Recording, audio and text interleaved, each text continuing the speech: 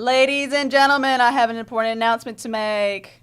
Live from Richmond County, it's Thursday night!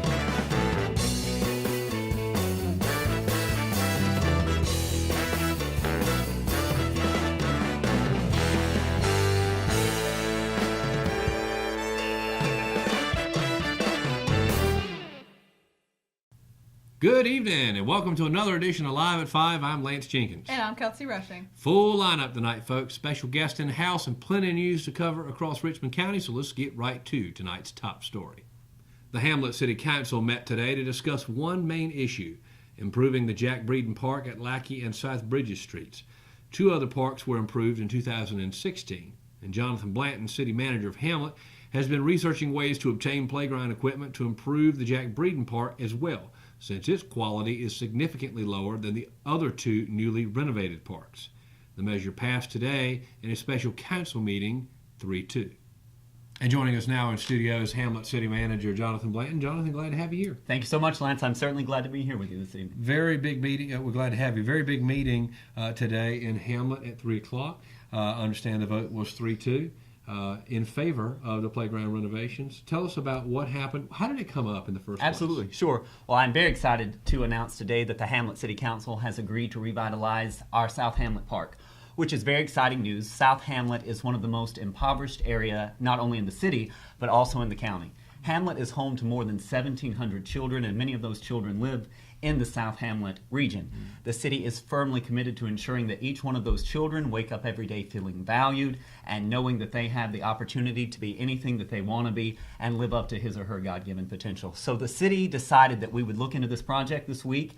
Earlier this year, the city received some grant funding to tackle two other parks in the city. And so we decided that South Hamlet also deserved its fair chance, and the city wanted to move very quickly on this project. The current city council and I are both firmly committed to ensuring that no project and no child or citizen falls through the cracks, so we wanted to move very quickly on this, as so to be available for potential grant opportunities and potential funding options throughout the state. So I am very excited that we will be moving forward with the South Hamlet project. So could the playground not having been renovated and it being an impoverished area, could that have affected grant funding in the future? I mean, would organizations look at that negatively? Well, I think it's certainly a positive for us that earlier this year we removed some outdated equipment, equipment that had been there over 20 years that was obsolete and out of date, and quite frankly, we had safety concerns about the playground equipment that was currently there. So we removed that, and the only thing that stands as of now is a swing set and a set of monkey bars. So we are looking at providing a small jungle gym piece of equipment there that we are hopeful will attract lots of children to the area. It's a highly walkable area of town, lots of foot traffic through there, so we are very optimistic that this project will do wonders to revitalize the area and give children a safe place to go, play, recreate, and have an excellent time with their families. Excellent. Now, is there a particular councilman that brought this, kind of made this an issue? Right. Councilman Martin actually brought this to my attention on Tuesday. It's my understanding that a citizen had brought it to his attention. And of course, the city was glad to look into the issue and to move forward with the park revitalization. Again, earlier this year, we revitalized the W.D. James Park and a park at the Memorial Park. So we were very glad to revisit the issue of South Hamlet and to make sure that all of our citizens are treated fairly and that, again, each one of those children in that area know that they are valued and have the opportunity to be anything that they want to be. And the city is firmly committed to investing in the future, and there's no better investment than our children, particularly in such an impoverished area of the city. That's pretty swift action if that just happened Tuesday. Right. I know that the citizen that brought that up must be thinking, wow, certainly the citizens in Hamlet can have a say. Absolutely. And that's the entire purpose of the city, to advocate the causes that are important to our citizenry and to ensure that everyone is treated fairly. And anytime there's an issue, problem, or concern, City of Hamlet's always glad to look into it and act if we can. And again, this current city council and I are both committed to ensuring that no issue falls through the cracks and that when we can take action, that we take action as quickly and as efficiently as we can. Let me ask you this. The opposition today, of course, I know that I've actually served on town council before. Sure. I know that it can be a sense of just being conservative fiscally, Sure. And that may or may not have been the issue here. But what do you think what do you think were the concerns of the opposition? Well, I'm sure a lot of different variables were taken into consideration. One, it was very quickly brought to council's attention, And 2, there is a grant that is closing tomorrow that the city has applied for that we are hopeful we will receive some funding for this particular project. And I believe that certain members of council would have liked to have waited a little longer to see if we were indeed awarded that grant in a spirit of being conservatively fiscal. But I really believe that it will be a great asset, and I'm looking forward to moving forward with the project. But I believe it could have just been the timeliness of the meeting. We had originally discussed putting it on the September agenda, but then we decided to move a little more quickly this week and call a special meeting today. Right, fantastic. Well, of course, Hamlet moving forward with the park in South Hamlet. Absolutely. The renovations, and will that kind of, you'll have to forgive me, but will y'all finally have renovated all the parks at Yes. that point? Okay, Yes. so this is the last of those. Right. The Okay. South Hamlet Park, again, the equipment's been there for 20 years, and we're hopeful that within the next 8 weeks that we will see some real progress on this issue and move forward to accomplish great things for the citizens of Hamlet and for everyone here in Richmond County. Certainly, it'll still be there while the fall months are here, and it'll still, kids can still go out and play this Absolutely. year. So, Absolutely. Very much looking forward to it. fantastic. Shifting a bit, you have been here now for about 8-9 months, I Right. believe. Yeah. Right. So just tell us a little bit about the city of Hamlet while we have you here, and some progress that's been made. I know we focused on the park today, Sure. but what are some things that you've seen in the last 8 to 9 months that have been accomplished Right. that you take pride in? Right. As you were saying, I've been here about 8 or 9 months, and I could not be any more happy in my position as city manager. I enjoy the small town feel, and I enjoy working towards great things for people who need a champion and who need a voice, and the position of city manager gives me a platform to further those issues. Since I have been here, we have moved forward with a new air conditioning system at the Memorial Park Gym. We are moving forward with some new entrance signs to the city, and I like to say that it's always hopping in Hamlet because there's always something going on and always an opportunity for a solution for any number of issues. And I can't say enough about how much I enjoy being in Hamlet, getting to know the people. They have welcomed me with open arms as if I was one of their own, and I could not be working for a better city council and for a better staff at the city of Hamlet. It has truly been a wonderful opportunity, and I'm thankful beyond words to be here in Hamlet, and I look forward to accomplishing great things with the council and with my staff at the city of Hamlet in the upcoming days. Fantastic. And last question for you. Personally, are you enjoying Richmond County? Absolutely. I believe you were one of the first people that I met when I came think so. to Richmond County. We met at a Young Professionals meeting, I know and some brothers. you had joked that you would be the person that had been in Richmond County the least amount of time. You'd been here, what, a couple months in I think January? you've been here a few hours. Right. I'd been here. It was my second day on the job, so I love Richmond County. I grew up in a very rural community, and I enjoy it. Almost feels like coming home in a sense. So I certainly enjoy it here in Richmond County, and Richmond County has a lot of potential. And I'm very excited about leading Hamlet forward to see great progress in the days ahead for the city of Hamlet and for Richmond County in general. Certainly great to have Jonathan Blanton, city manager of Hamlet, in studio just minutes after the meeting ended this afternoon, where a 3-2 vote has approved the park renovations in South Hamlet. Of course, Jonathan Blanton listened to the concerns of the citizens of Hamlet and getting it done in less than 48 hours. Certainly something to be said for that, folks. Jonathan Blanton in studio. Great to have you on set. Thank you so much. Glad to come by anytime. Folks, we will be right back after these messages. I'm Kelly. I worked at Champion 4 for 2 years. 6 years. 3 years. 1 year. I've been at Champion Fort for 13 years. 1 whole year. 15 years. I'm Jamie and I've been at Champion Ford for 12 years. I've been here 8 years. Champion prices, champion service, champion experience. Get treated like a champion today at Champion Ford. Just down the road from high prices, championfordlincoln.com. We are Champion Ford. Family Pharmacy has been serving Richmond County since April 2007, and we have enjoyed getting to know our customers since then. We take our jobs very seriously, and will do whatever we can to make sure you have what you need. Come visit us on Fayetteville Road in Rockingham, and we will treat you like family.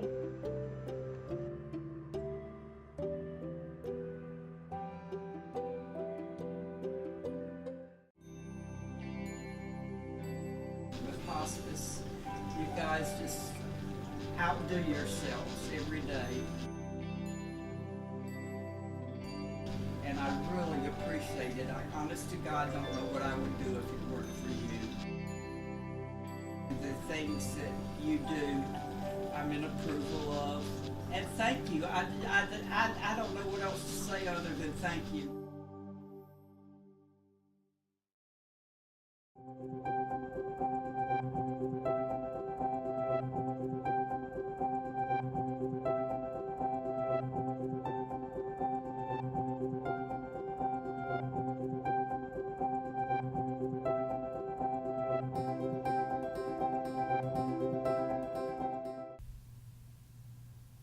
Welcome back for more Live at 5. Richmond County Schools held their annual open house event this evening at all schools across the district. Teachers, principals, faculty, and staff were on hand to welcome rising students, and students were able to walk through the halls to get a layout of the building and meet their teachers. Some schools were able to provide students with their schedules to review. The 2017-2018 school year across the Richmond County School District will officially begin this Monday morning. In a few weeks, Richmond County's Backpack Pals program will be in full swing. Backpack Pals is a nationally recognized program created to ensure needy students have food to eat over the weekend. Needy students are identified at each school, usually through school social workers, guidance counselors, and teachers. The program is administered through Helping Hands of Hamlet, a 501c3 nonprofit organization. Pastor Steve Cruz of Church of God of Prophecy is the volunteer director of the program, which serves all schools in the county, including Sand Hills Children's Center. The Backpack Pals program has been successful in helping our local students, and by the end of this last school year, 625 bags per week were being given out, with 10 to 11 food items in each bag. For more information about this program, visit their Facebook page, Backpack Pals Richmond County. A reminder that the Richmond County Health Department is sponsoring a Teens Kickback at the Cole event this Saturday, August 26th from 11 a.m. to 4 p.m. at the Cole Auditorium at Richmond Community College in Hamlet. All teens ages 13 to 19 are invited, and the event will feature games, prizes, a driving while impaired simulator, special guests, performances, and more.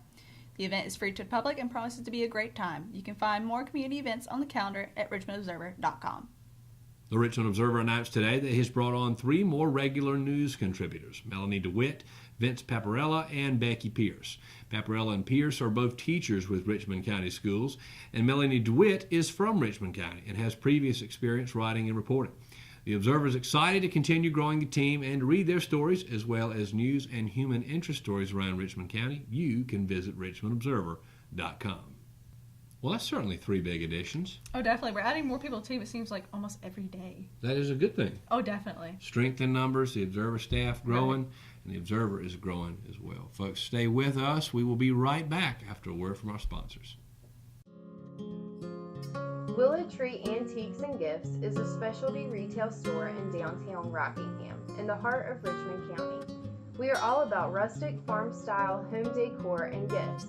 We offer a variety of antique, vintage, and new items. We love helping you make your house a home with unique, one-of-a-kind finds. We also have specialty gifts for all occasions.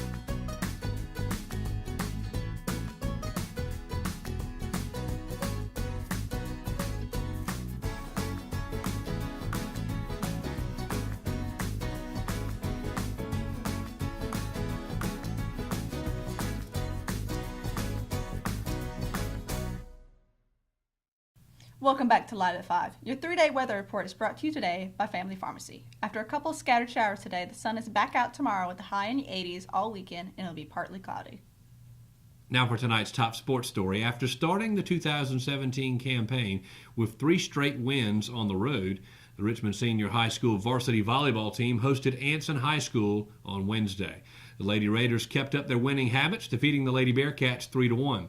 Richmond jumped out to a quick 2-0 lead and managed to take the 4th game following a blunder in the 3rd. Head coach Shelley Wimpy has strongly emphasized the imperativeness of getting started right out of the gate and keeping opposing teams on their heels. And on its heels early and often were the Lady Bearcats. The Raiders will open conference play tonight at home against Purnell Sweat. JV will play at 4:30 p.m., followed by varsity at 6. In soccer, despite another slow start, the Richmond Senior High School boys soccer team found some late match lightning in a bottle to propel them to a 3-1 victory Wednesday night against Union County's Central Academy of Technology and Arts. Richmond will finish its week by hosting Pine Forest High School of Cumberland County Thursday night. Pine Forest defeated Douglas Byrd High School at 9-0 Wednesday. Junior varsity will start at 5:30 p.m., followed by varsity at 7 p.m. Well, Raiders sports is certainly doing well. Oh, definitely. So far. The volleyball teams, the soccer teams, they're doing great. They're just getting wins all around so far. Yeah, we haven't covered anything but wins this week. Yeah. And that's a great thing, folks. So Raiders sports, matter of fact, the men's soccer team and the lady volleyball team, they're all undefeated so far. And, of course, the football team's also undefeated after one game last week on the road. They defeated Ronald Reagan High School. They'll be at home tomorrow night for their home opener. And what a game that's going to be. I'm really excited. Matter of fact, the News Observer out of Raleigh ranked it as one of the top games in the state this week for Friday night football. So, folks, tune in tomorrow night. You got to go. You got to go see it. Tickets are very low price, and it's going to be great, great action. So go out tomorrow night to Richmond County, the Richmond Raiders rather, and see a great football game. And folks, we had a whopping amount of news today. Oh, David, speaking of Whoppers. Yeah, speaking of Whopper, Burger King is closing in Rockingham. In Rockingham. Right on Highway 74. Yep. Well, don't worry too much. You'll be able to get your 2 for $6 Whopper deal shortly. They're going to be closing. Sources say there's some interior damage. So we're not entirely sure. But regardless, they are going to be closing. They are going to be rebuilding.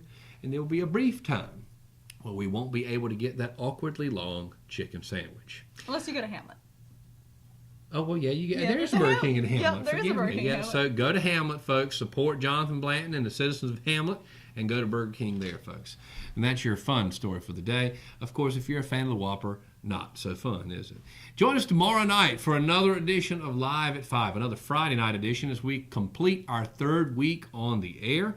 And we're excited to bring to you some special football content tomorrow. Brian Till going to be doing an interview with us tomorrow prior to the big home opener. So we look forward to that tomorrow night's edition of Live at 5. I'm Lance Jenkins. I'm Kelsey Rushing. And we will see you tomorrow night. So long.